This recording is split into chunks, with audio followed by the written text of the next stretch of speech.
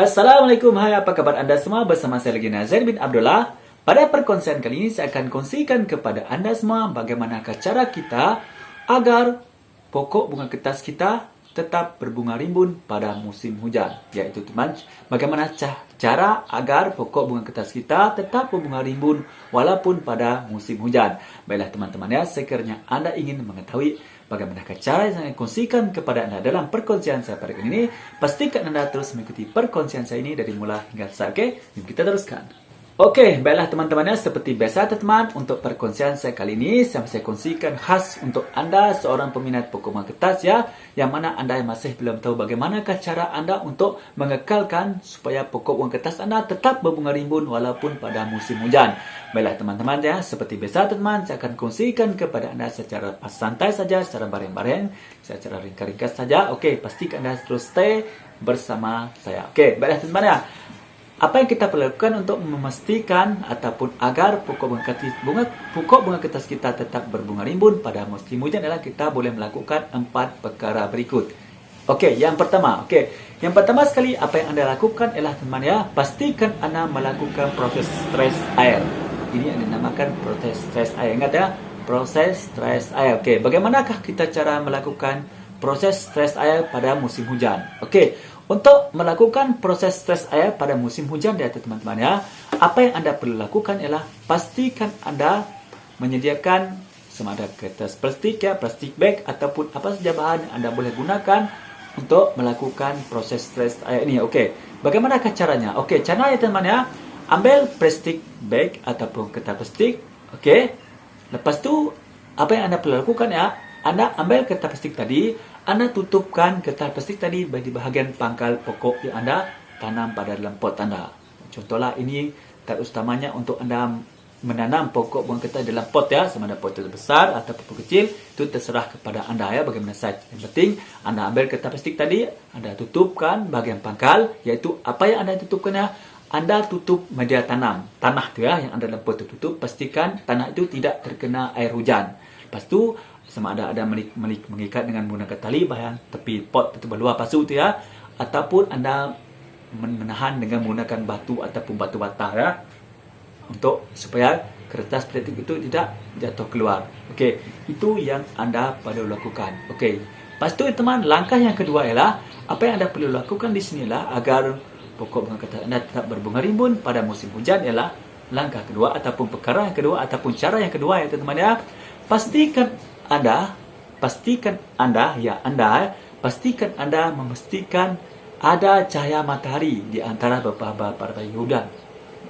Ingat ya, pastikan ada cahaya matahari di antara beberapa hari hujan tu, matahari hujan ya. Contohnya teman-teman, sekiranya terdapat berlakunya hujan selama dua hari ya teman, ataupun 1 minggu ya, pastikan selepas 2 hari hujan ada panas sedikit. Okey, lepas tu mungkin hujan lagi, mungkin 2-3 hari ada panas lagi. Pastikan ada perkara ini berlaku ya. Ini sangat membantu ya teman, sangat membantu untuk mengekalkan pokok bunga kertas anda masih tetap berbunga rimbun walaupun pada musim hujan. Ingat tu. Okey, faham ya? Okey, itu adalah perkara yang kedua ataupun cara yang kedua. Lepas tu teman, apa yang penting teman, 1 hari untuk menyiram ya teman, untuk menyiram pada musim hujan. Jangan terlalu banyak menyiram ya, kerana pada musim hujan media tanam kita lembab seperti biasanya macam tu teman. Oleh kerana tadi kita melakukan stres air tadi kan, kita menutup media tanam tadi kan. Okey, di sini apa yang kita perlu lakukan adalah kita perlu melakukan penyiraman. Okey, penyiraman pada media tanam kita itu kita sediakan pupuk NPK warna biru teman, pupuk NPK atau pupuk baja warna biru itu yang bernisbah 16 ya, itu kita sediakan baja itu atau pupuk itu ya, kita dengan ukuran 1 sudu pupuk tadi ataupun baja tadi dengan campuran 1 liter air. Itu adalah sukatannya ya, sukatan untuk kita memasang pupuk ataupun baja NPK tadi. Okey, kita siram. Okey, itu penting, kita siramkan semua air itu tadi pada media tanam tadi yang ada dalam pot itu.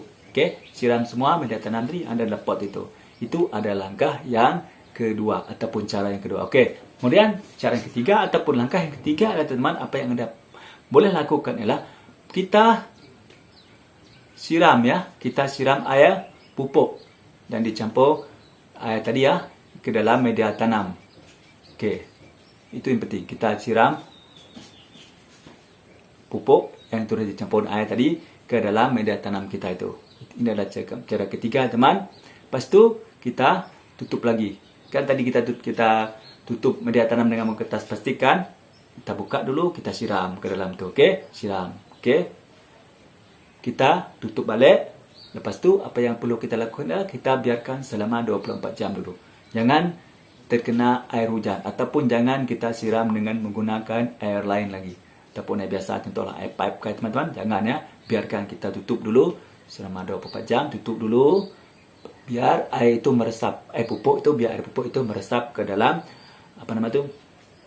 media tanam yang ada dalam pot kita tadi, yang tempat kita menanam pokok bunga kertas tadi. Okey, itu adalah langkah yang ketiga yang anda boleh melakukan untuk memastikan pokok bunga kertas anda tetap berbunga rimbun walaupun pada musim hujan. Okey, sekarang kita teruskan ke langkah yang keempat.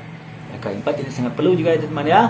Walaupun anda telah melakukan ketiga langkah tadi, tetapi jika anda tidak melakukan langkah yang keempat ini, mungkin pokok bunga kertas anda tidak berbunga rimbun walaupun musim hujan. Okey, langkah yang keempat adalah teman-teman, apa yang anda perlu lakukan ialah pastikan anda telah melakukan perkara tadi ya, dari langkah pertama, yang kedua dan ketiga tadi. Lepas tu kemudian apa yang anda lakukan ya? Okey, sekarang anda lakukan yang keempat, iaitu langkah terakhir teman, iaitu anda letakkan pokok bunga kertas anda tadi di tempat yang terbuka. Okey, jangan ada tempat terlindung ya. Pastikan anda meletakkan pokok bunga kertas anda tadi di tempat terbuka. Walaupun musim hujan ya, letakkan di tempat terbuka. Sebab mana tahu hari ini hujan, besok ada panas sikit.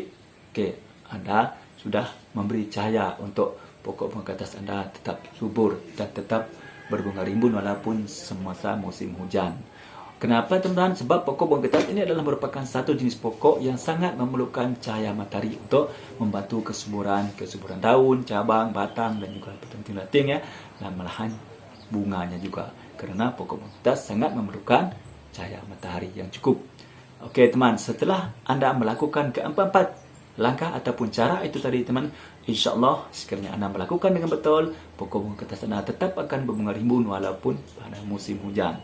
Okey, baiklah teman, seperti biasa teman, saya rasa cukup sampai setakat ini dulu ya untuk perkongsian saya pada kali ini. Mudah-mudahan bermanfaat untuk anda semua, terutamanya anda seorang peminat pokok bunga kertas yang tidak tahu bagaimanakah cara yang kita boleh lakukan untuk mengekalkan pokok bunga kertas kita tetap berbunga rimbun walaupun pada musim hujan. Okey, baiklah teman-teman, seperti biasa teman-teman, sekiranya anda merasakan perkongsian daripada saya pada kali ini bermanfaat untuk anda semua, pastikan anda tekan tombol subscribe dan tombol lonceng supaya anda menjadi orang yang pertama sekali akan dapat mengikuti perkongsian terbaru daripada channel ini, iaitu channel Nazir Abdullah, di mana channel ini membincangkan berkaitan alam penbonsaian. Dan pokok bunga kertas adalah merupakan satu jenis pokok bunga yang sangat sesuai untuk kita jadikan sebagai bat bonsai dan seterusnya sebagai bonsai yang bernilai tinggi, cantik dan menarik. Okey, baiklah teman-teman, sekiranya anda tu masih lagi belum subscribe, silalah subscribe ya. Kerana subscribe kerana gratis, gampang dan mudah. Mari kita sama-sama berkongsikan ilmu yang manfaat. InsyaAllah kita juga akan mendapat manfaatnya nanti. Bagi anda teman-teman ya yang mempunyai cadangan ataupun pertanyaan ya teman, sila tulis di ruang komen ya. InsyaAllah saya akan menjawab pertanyaan anda. Okey, baiklah teman, sekali lagi saya mengucapkan terima kasih kepada anda semua kerana sudi mengikuti perkongsian saya pada dari mula hingga selesai. Mudah-mudahan bermanfaat ya. Okey, baiklah teman, seperti biasa teman, sebelum saya mengakhiri perkongsian saya pada ini, marilah kita sama-sama berselawat kepada kekasih kita Muhammad SAW. Mudah-mudahan kita mendapat syafaatnya dari dunia sampai jumpa kita sama-sama berselawat.